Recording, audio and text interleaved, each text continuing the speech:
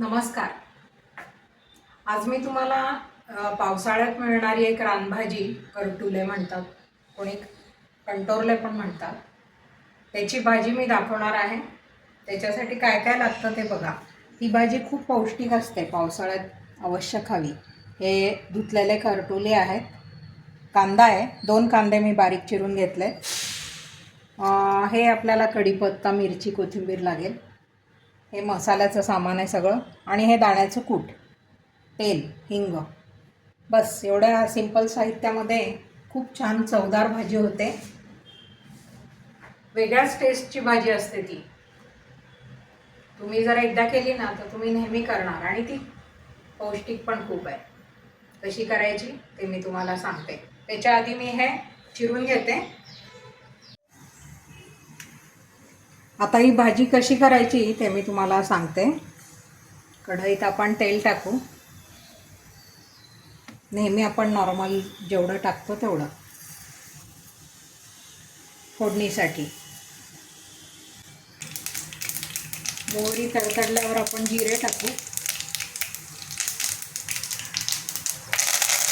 पत्ता टाकू. मिरच्यांचे तुकडे टाकू.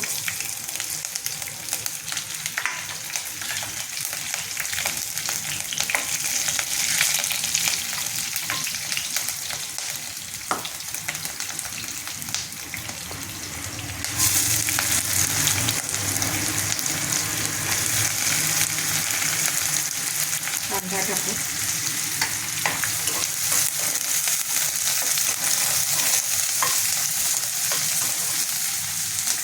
कांदा परतून झाला की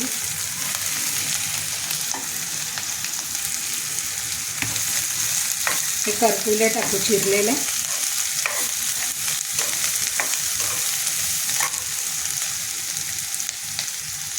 थोडीशी हळद, थोडं तिखट. ही जरा तिखट आणि मसालेदार चांगली वाटते. मसाला काळा आपला नेहमीचा असतो तो. आणि मीठ.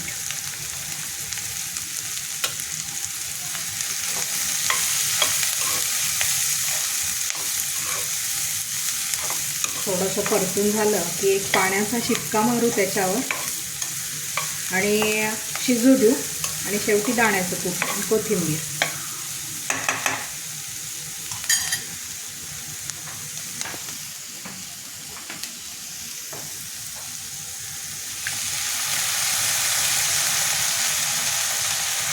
जास्त नाही, थोडंसंच टाकायचं. ही रस्सा वगैरे नाही करायचं. हे बघा. आता आपल्याला फक्त ह्याच्यात दाण्याचं कूट आणि कोथिंबीर एवढंच टाकायचं आहे. आता ही झाकण लावून 5 मिनिट शिजू देऊ. ही शिजते पण लवकर. हे बघा, आपली भाजी आता शिजून मस्त तयार आहे. त्याच्यानंतर त्याच्यात थोडंसं दाण्याचं कूट 2 चमचे टाकायचं. आणि वरून कोथिंबीर.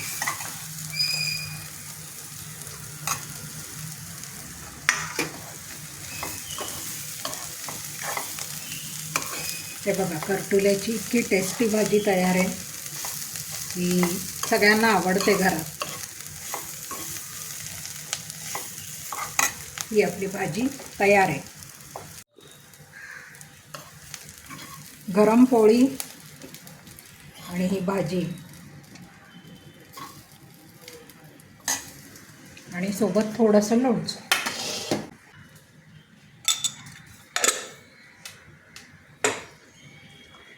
हे बघा, अतिशय मस्त बेत होतो. तुम्हाला कधी बाजारात करटुले दिसले ना तर नक्की घ्या, खरेदी करा आणि त्याची अशी भाजी बनवा. आणि आवडली तर माझ्या चॅनलला नक्की सबस्क्राईब करा. धन्यवाद.